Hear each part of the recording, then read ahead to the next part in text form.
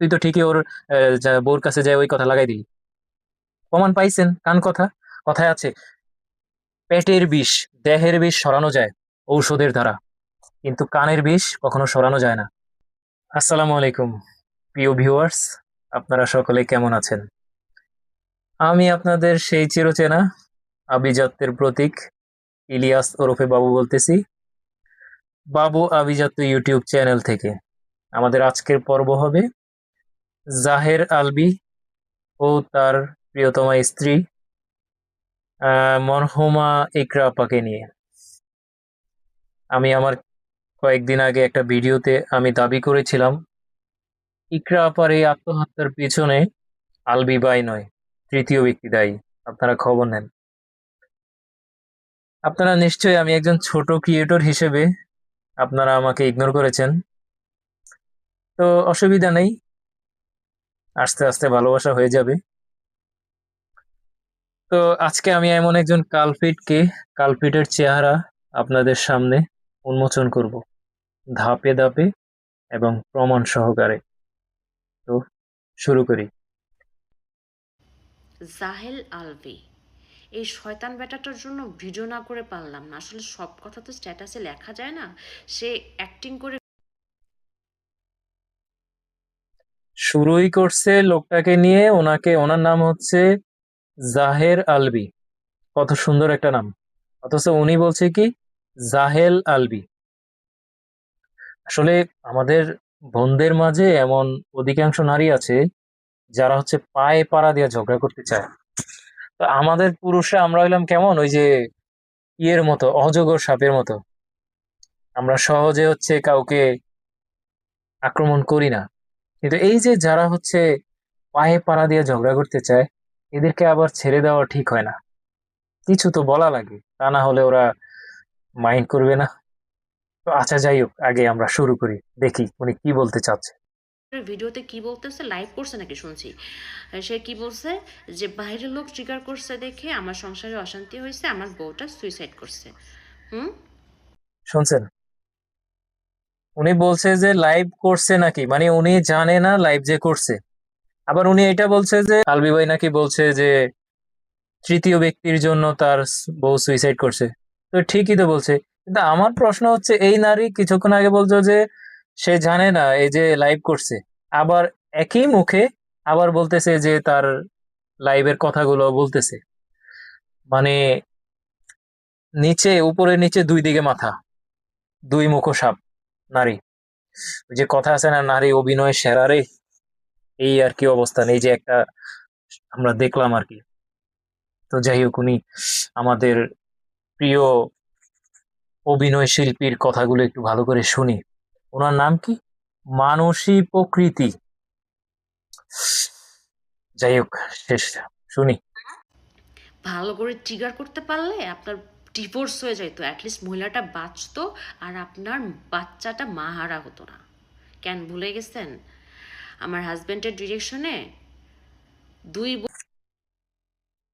ভালো করে ট্রিগার করতে পারলে ওনার বউ বাঁচতো, ওনার ডিভোর্স হয়ে যাইতো, আর ওনার বাচ্চাটা মাহারা হইতো না। মানে এটা একটা ফাইজলামি না? কথায় আছে না, স্বামী হচ্ছে পরের পোলা, আবার স্ত্রীও কিন্তু পরের মাইয়া। কিন্তু সন্তানটাকে, যাকে আপনি গর্ভে নিয়েছেন, আলবি বলতে পারে যে এটা তো, মানে আমাদের চিকিৎসা বিজ্ঞান অনুযায়ী একজন পুরুষ দাবি করতে পারে যে এই সন্তান কি আমার কিনা, কারণ সে এতটা সত্যি বলতে পারবে না। এটা একমাত্র বলতে পারবে হচ্ছে নারী।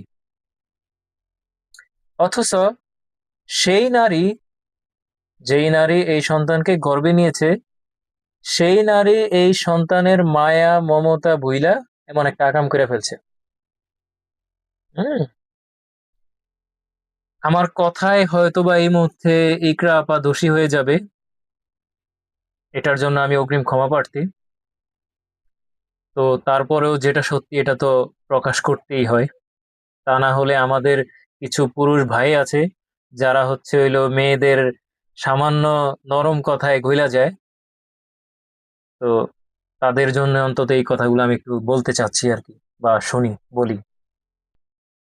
ও দুই বউ বয়রা নাটকে যখন আপনি শুটিং সেটে আসলেন সকালবেলা আপনার রক্ষিতা তিথিকে নিয়ে সকালবেলা একসাথে গাড়ি করে আসলেন, এসে কারোর সাথে হাই হ্যালো নেই, ব্রেকফাস্ট করা নেই, একটা রুম লক করে ফেললেন। রুম লক করে আপনার রুমের সামনে প্রোডাকশন বয় খাবার নিয়ে দাঁড়ায় থাকলো, আপনার রুম খুললেন না কেন ভাইয়া? কি করতেছিলেন? হুম হুম খুব ইম্পর্টেন্ট মিটিং হচ্ছিল তাই না, এই জন্য রুম খোলা যায় নাই তাই না? এটা তো এইটা, তার মধ্যে আবার সারাটা দিন আপনারা শুটিংয়ের ফাঁকে ফাঁকে ফ্রেশ হতে যাইতেন না রুম লক করে? অ্যাক্টিং করেন, অ্যাক্টিং হয় না আপনার ভাই, অ্যাক্টিং হয় না। সামনে স্ক্রিপ্ট নিয়ে বসছেন, আবার মাঝে মধ্যে মানে কান্না কান্না ভাব, চোখ টিপে টিপে পানি বের করতে চাচ্ছেন, আবার বলতেছেন পাথর হয়ে গেছি। অ্যাক্টিং! কিছু কথা না বললেই নয়। এই মহিলাটা হচ্ছে একেবারে খুব কঠিন অভিনয়কারী, অভিনয় কঠিন জানে। আপনাকে আমি একটা কথা বলি, আমাদের পুরুষদের ভিতরে অধিকাংশ বা সব পুরুষরাই, এটা ডাক্তারি ভাষায় যেটাকে বলে, পুরুষরা হচ্ছে হার্ড লাইনের, হার্ড মনের অধিকারী। এরা সহজে কান্না করে না। আর যার চোখ দিয়ে পানি আসে না, এই পানিগুলা মিথ্যা না, বুঝছেন? অনেক মানুষ দেখবেন তার সাথে অনেক কিছু ঘটে যাবে, যে সে কান্না করবে না, চোখ লাল হয়ে যাইব, কিন্তু সে সহজে কান্না করে না। আপনারা নারীরা পারেন কিছুতে কিছু হইলো, ও আপনাদের তো পুরো ঝর্ণার মতো শুরু হয়ে যায়। তো যাই হোক, তারপরও এটা অনেকে মানে ভাইকে ভুল বুঝতে পারে, এই জন্য আমি আর কি বললাম। আসলে আমিও আমাকে হচ্ছে কন্ট্রোল থেকে সরাই ফেলতেছি, মানে আমার কন্ট্রোলের বাইরে চলে যাইতেছি ওনার কথা শুই না। আর আপনাদের অবস্থা কি আমি জানি না। হচ্ছে না অ্যাক্টিং আপনার, এগুলো কথা। আপনার আপনার শুধু এটা না, আরও অনেক কুকর্মের কথা আপনার বউকে যখন বলছিলাম, আপনার বউকে আপনি আর মিশতে দেননি আমাদের সাথে। শুনছেন, কিছুক্ষণ আগে বলছিলাম না যে এমন এমন একজন কালপিটকে আপনাদের সামনে দাঁড় করাবো? তারা হাজবেন্ড ওয়াইফ।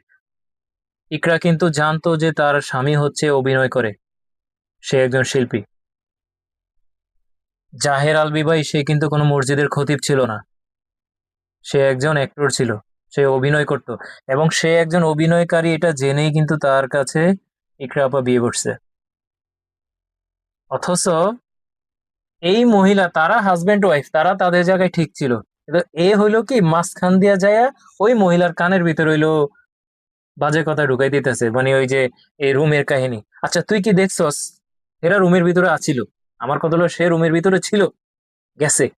সে অভিনয়কারী, অভিনয় শিল্পীদের এগুলো হলো মামুলি বিষয়, এটা নিয়ে এত প্যারা নেওয়ার কিছু নাই। কিন্তু তারপরেও তুই যেটা ভাবতেছিস, সে কি আদৌ সেই কাজটা করছে কিনা? তুই তো ঠিকই ওর বউর কাছে যায় ওই কথা লাগাই দিলি। প্রমাণ পাইছেন? কান কথা, কথায় আছে, পেটের বিষ, দেহের বিষ সরানো যায় ঔষধের দ্বারা, কিন্তু কানের বিষ কখনো সরানো যায় না।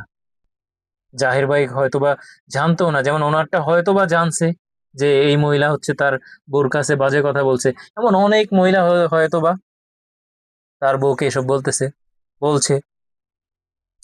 যাই হোক, তো আশা করি আপনারা হচ্ছে উত্তর পেয়েছেন। তৃতীয় ব্যক্তি কারা? আজকে এই মহিলা কিন্তু জীবিত আছে, মানে এ তো নিজের অনেক মাথা ব্যথা দেখাইছে, আলবি ভাই খারাপ, এটা সেটা, এর মাথা ব্যথা দেখে হের বোর কাছে বোর কানের মধ্যে যায় কথাগুলা লাগাই দিছে। আজকে হের বউ হচ্ছে দুনিয়াতে নাই, এই কিন্তু বাইচা আছে।